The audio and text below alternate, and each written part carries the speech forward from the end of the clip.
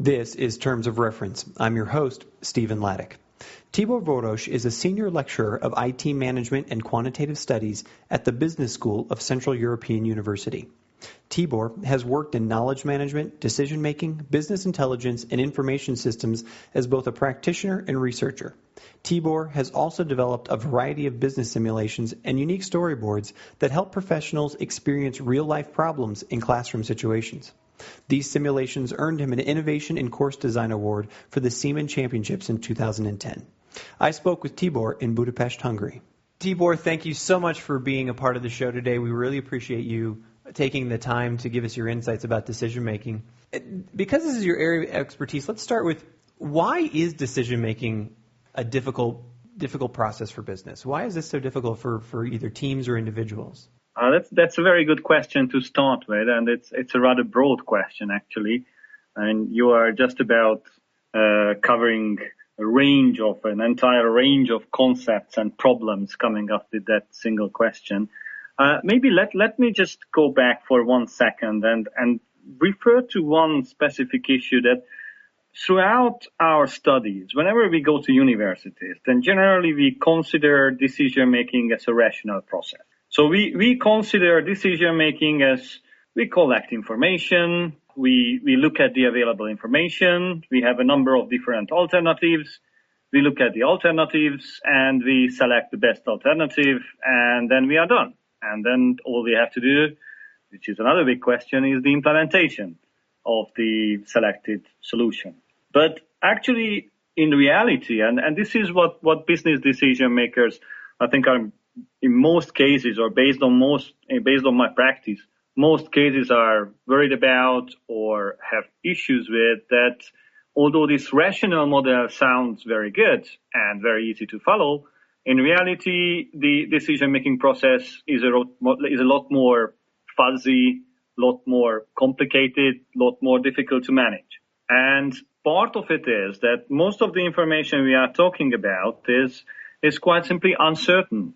We have a certain view of the state of affairs around us, which is already an uncertain view, an unfinished view, an incomplete view. And we also have an uncertain set of sort of outcome-related information. What would happen if I had made a certain decision? What could happen? Both sides, both the incoming information pieces and the result set, it already is sort of covered with a range of uncertainties. Plus you have time pressure. You have to make the decision within a given time frame. And added to that, you have the individual decision-making styles, further coloring the possibility of selecting the supposedly best result or option. What can one do? I want to attach the conversation right now to this idea of uncertainty. Is there a process you teach, or is there skills or specific techniques that you look at with your clients and your students about how to look at uncertainty and how to become comfortable with it, or just how to work through it? Well, what I would say that uncertainty in general, there are certain scientific methods you can deal with. You can calculate probabilities, you can assign probabilities to certain facts, but I think the most important element or the most important item is to be aware of uncertainties. Several times we make assumptions, we actually figure out some kind of results, and we consider them as they are fine, they are good, and we assume that they are good. And we rarely actually stop thinking about why those inferences, why those assumptions are actually really supported. Maybe we have heard that particular inference, maybe we have heard that particular comment from a lead financial expert that, for example, the real estate price is gonna go up all the time. No matter what happens, real estate prices will increase. And then we, without really thinking consciously through this entire process, we accept some of those, once again, assumptions without questioning. And one of the first items that I usually discuss with groups, that even the simplest basic assumption you have, even the the one which is commonly accepted by every single economist. At least make sure that you spend 30 seconds, if no more, asking a very simple question from yourself. What if that's not 100% certain? What would happen? What would it cause in this entire sort of chain of dominoes that I have added together in order to make a decision? And if I may add just one comment before you ask further, that the audience is possibly knows this book, The Thinking Fast and Slow. This is a very famous Nobel laureate book I have used several times. And in this one, the discussion of Daniel Kahneman goes into individual decision-making systems. He calls them type 1 and type 2. And type 1 is a kind of system which is the basic system we are using for decision-making. It's very fast. It's making decisions almost immediately, but it's heuristics-based. So that means that, your prior expectations, your prior assumptions, your prior experiences will direct you towards a solution, sometimes even without being aware of it. And that's why it's very important that when you get an assumption, then think about it, that where is this assumption coming from? Is it something I have accepted forever? Is it something I have used several times and it was always true? Would it be true now? Would it change now? What would cause it changing now? I very much would underline that one of the things when just to give you an idea that when you have decision makers and usually in most organizations the decision making is not an individual process. Several people actually interact in this decision making, either by providing information to the decision maker or maybe providing direct input to the decision maker, or maybe sitting down and making decision. It's a joint decision making process what is going on. So, with these type of decision-making approaches, one of the key elements that everybody, all the various parties, providing information, providing direct input, participating in the decision-making, they are all bringing their own prejudices, they are all bringing their own assumptions and approaches to the decision-making process. As far as you are at least at some level aware of these various issues, various assumptions coloring the inputs to your final decision-making process, that means that at least you have taken the effort to think about this.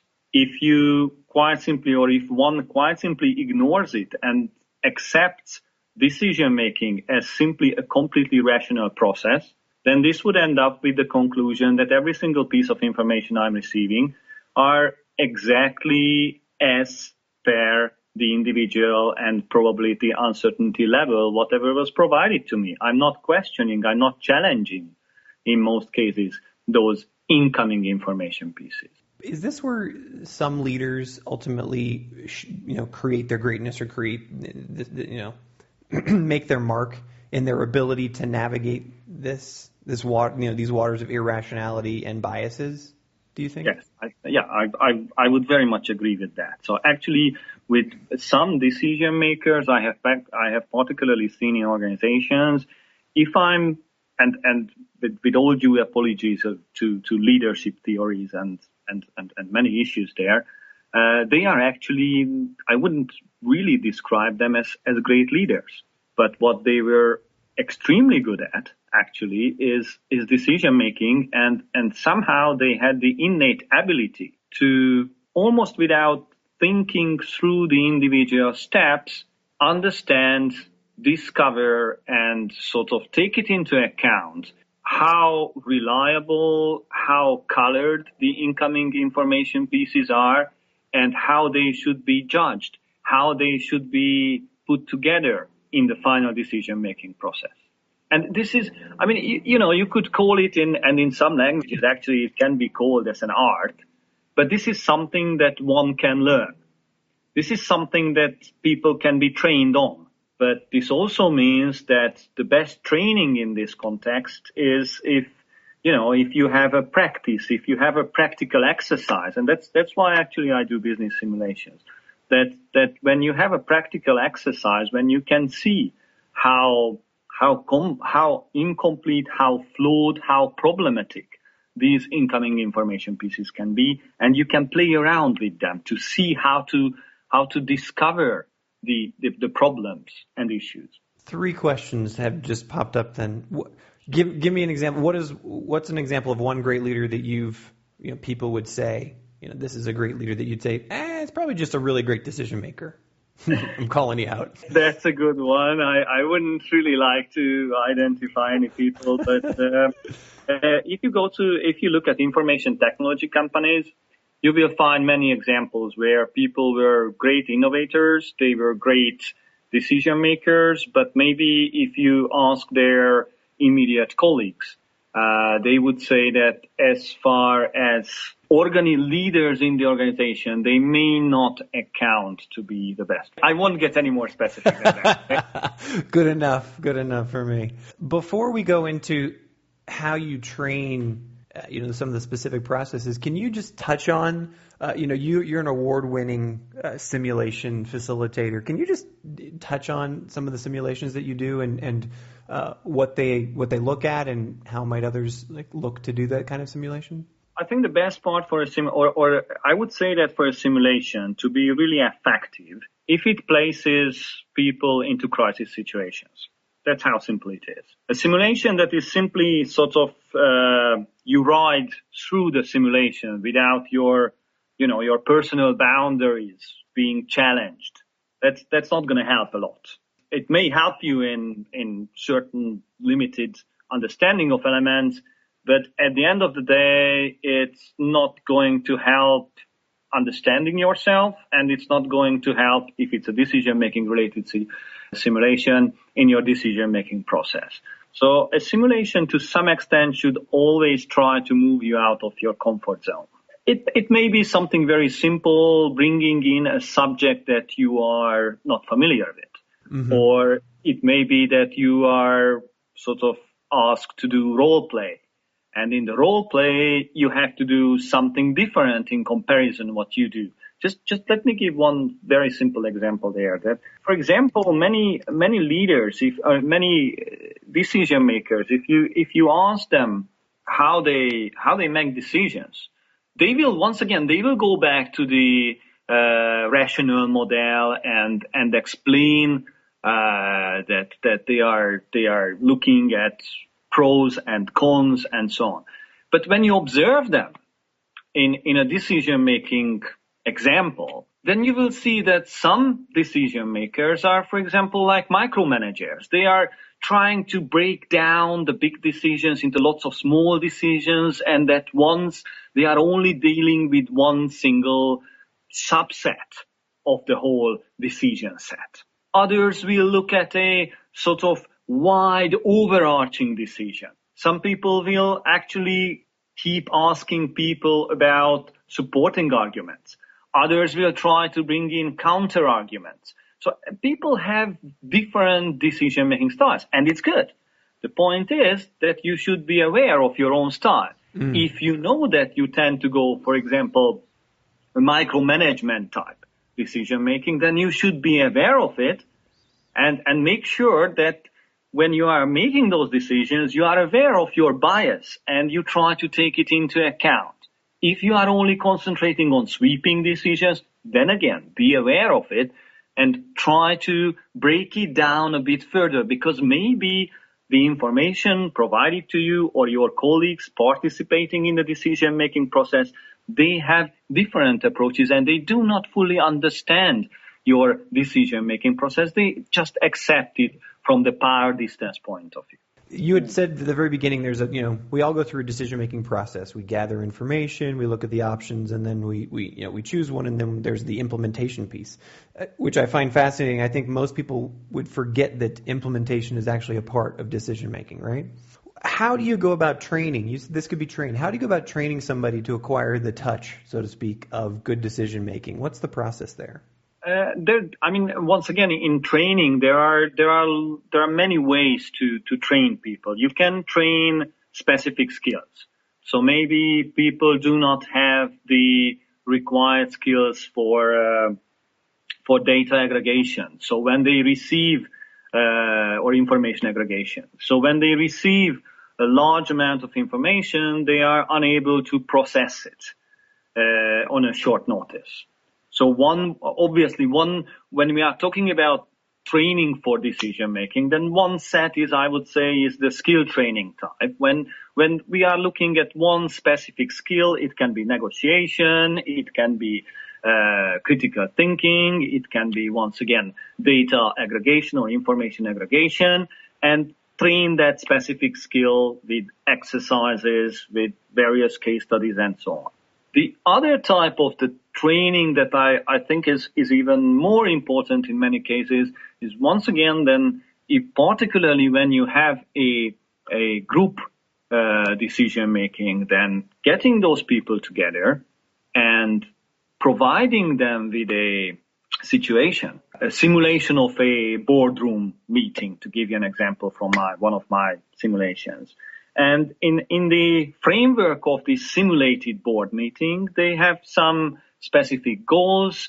Every single person plays a role. They can role play. They can try out various things. And by trying out these various things, they are becoming more and more aware of the advantages and maybe some of the deficiencies that exist in the decision-making group, or which exist in the decision-making. What's the most common roadblock when you're looking? Mostly you work with senior managers, senior leaders. What's the most common roadblock that you see in decision-making among those individuals? I mean, I wouldn't say most common.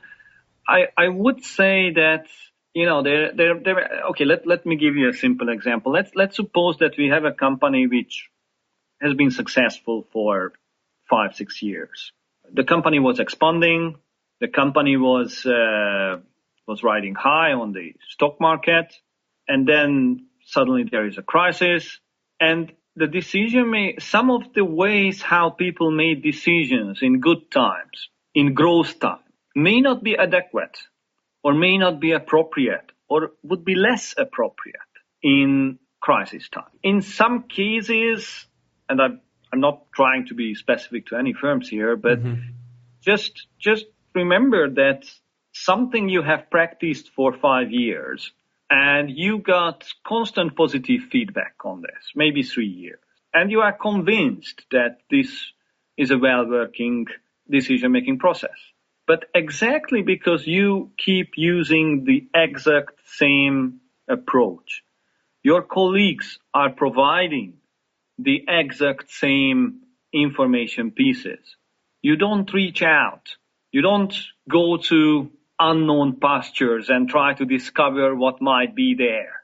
So it's one thing that is very important, to be ready, and this could be a roadblock, to be ready of changing your own decision-making style and decision-making processes if you feel that they quite simply are sort of over specific and they are not providing new challenges throughout the process.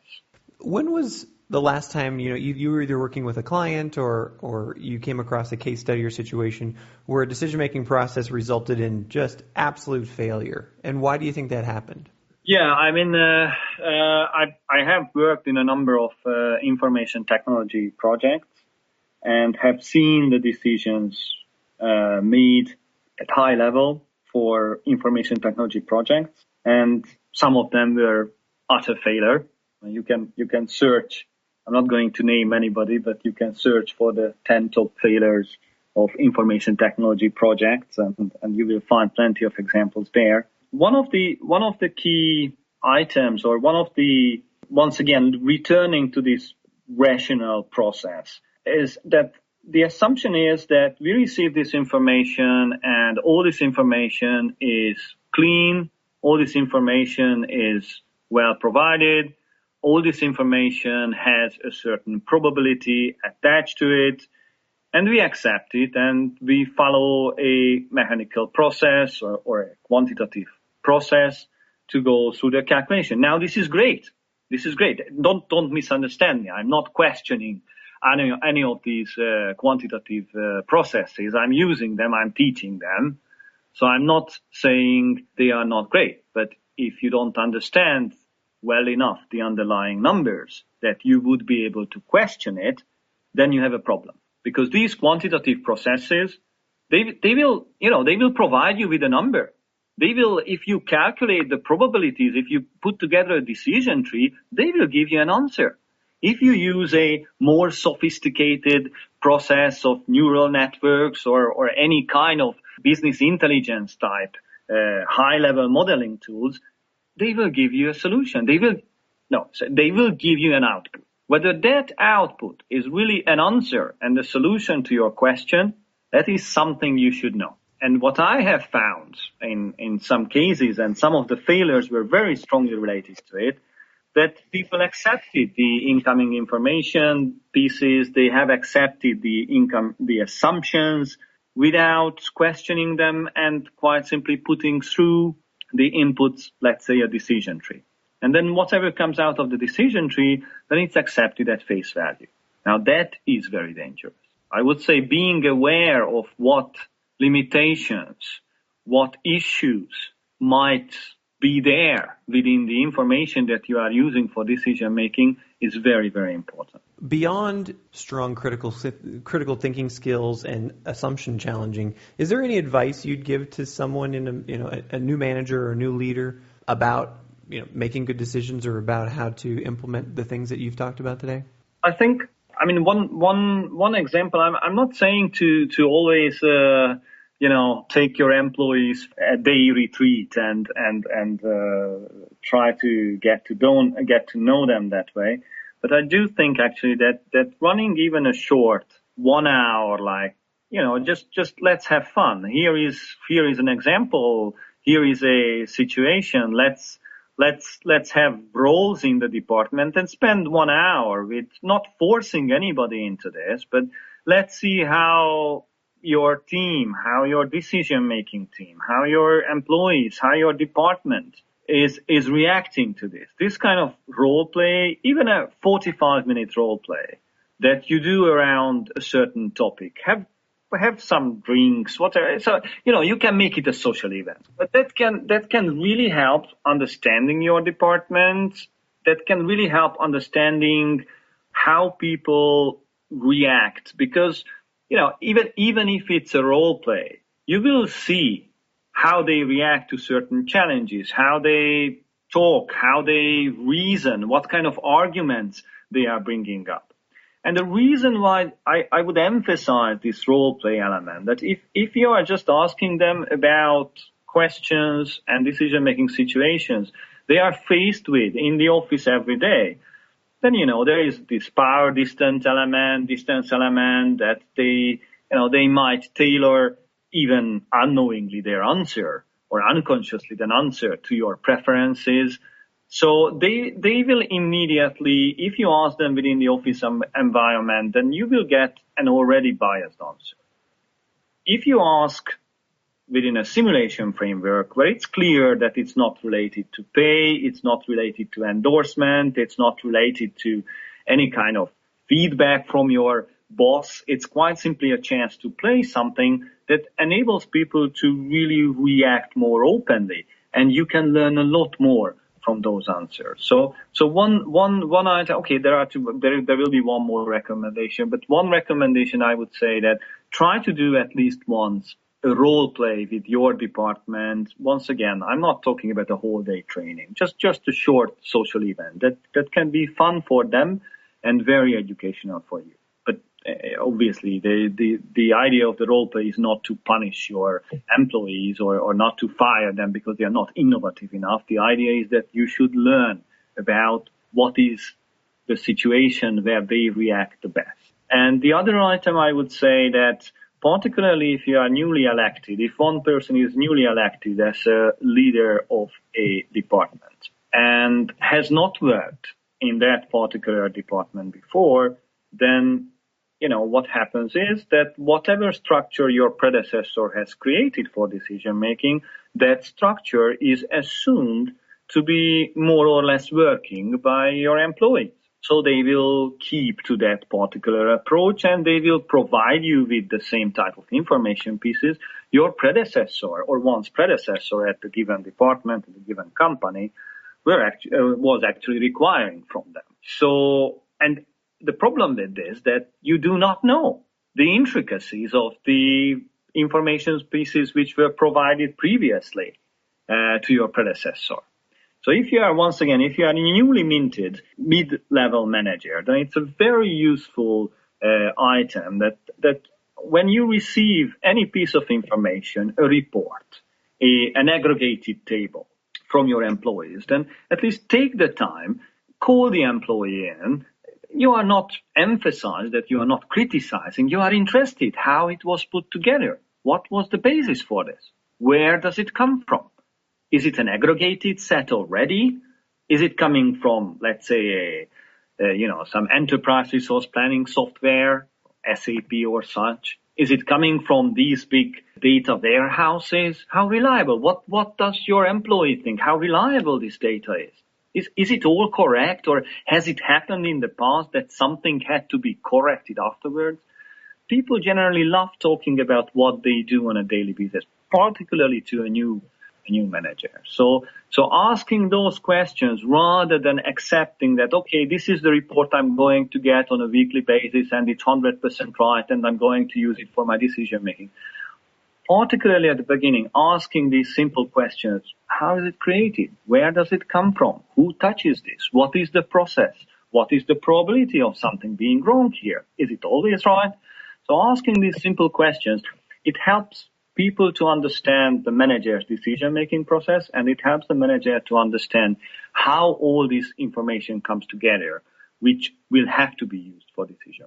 Tibor, thank you so very much for taking the time to talk with us today. This has been very, very helpful. You're welcome, Steve. You've been listening to Terms of Reference, a weekly podcast from aidpreneur.com. Find us on iTunes or at www.aidpreneur.com. Thanks for listening, and we'll catch you next time.